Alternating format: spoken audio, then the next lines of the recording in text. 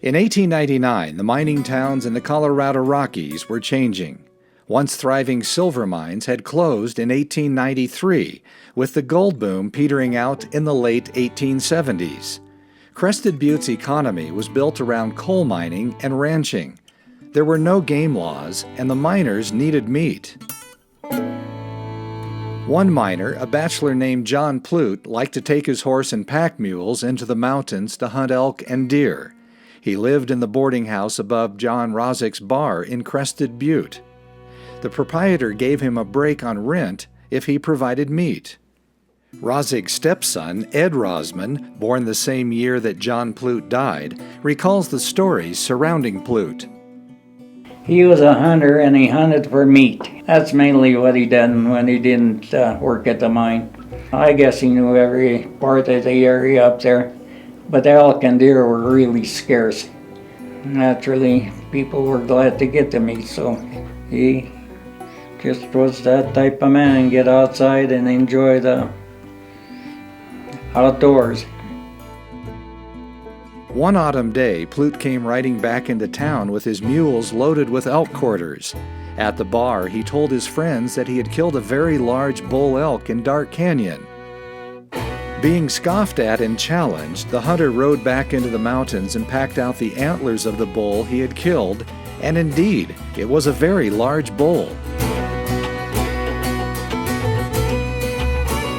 He went out that morning and naturally he shot the elk and he brought back the meat. That's all he did, and he's telling his bar buddies and anybody around there that what a big rack it had, and they wouldn't believe him. So the following day he went out there and he brought in a rack.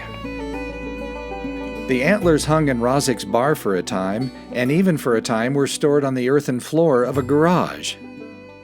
Then one night, Plute was partying at a neighbor's ranch where Mount Crested Butte is now located. He rode from Crested Butte up to Skier to that party, and he had a few drinks up there, not enough that he couldn't control himself. But when he left the Skier on his horse, Rudy Malensi that lived up there, and I grew up with him, I know him real well. So Rudy was kind of worried about John, and there's a big draw down there below ski area. So Rudy got on his horse that he had, a smaller one, bareback, but he rode down there and he seen John in a river bottom there, laying down. And so he went back up, told his folks, and they went down with a team and buggy and picked him up and took him to Crested Butte, and he was in Crested Butte for a while, and they took him down to the hospital, and that's where he died. The antlers remained with the Rosman family.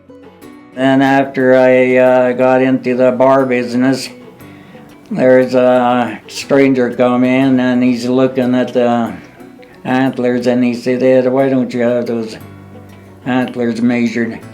I said, "I would if I knew how."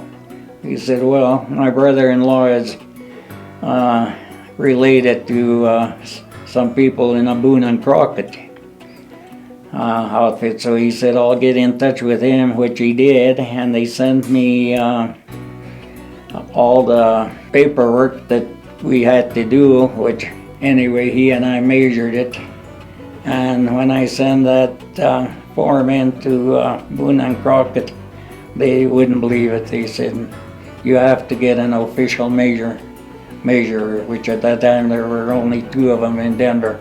Anyway, there's an official measure come from Montrose, Jesse Williams, I think is the name. And so he sent his measurements into Boone and Crockett, and they wouldn't believe him. They said we're going to have to ship the antlers back there to the club and back east. So Hotchkiss here boxed them up and shipped them to New York, and they become the world's record.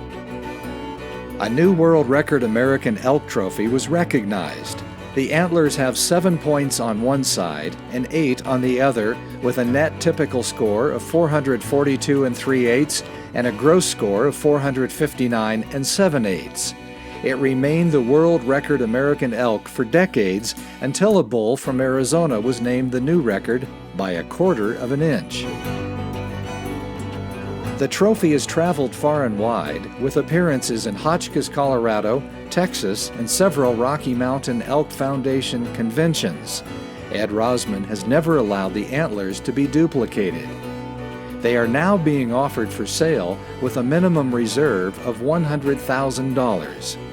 Interested bidders should contact auctioneer Gary Hubbell at 970-872-3322 or via email at grandviewranch@gmail.com. Bidders must submit $10,000 earnest money in order to bid. Bidding will conclude on a soft close. The bidding will be extended 5 minutes after each bid until the bidding ceases on September 21st, 2016.